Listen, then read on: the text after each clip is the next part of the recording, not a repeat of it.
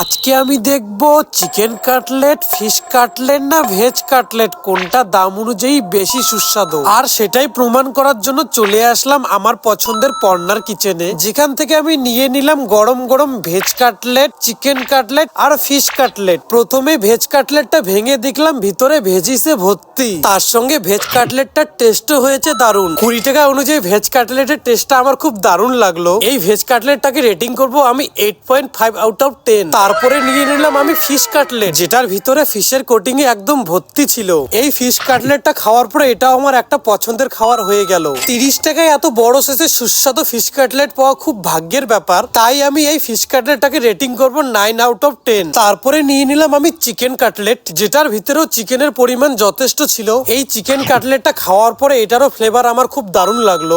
মাত্র 30 টাকায় আমার খাওয়া one of the best chicken cutlet এটা। এই চিকেন কাটলেটটাকে রেটিং করব আমি 9.2 আউট অফ 10। এখানকার সব কয়টি কাটলেটে আমার দাম অনুযায়ী দারুণ সুস্বাদু লাগলো। তাহলে এরকম ইন্টারেস্টিং খাওয়া দাওয়ার ভিডিও দেখতে গেলে চ্যানেলটিকে করে দাও সাবস্ক্রাইব। এখন আমি বাড়ি যাই, বাই বাই।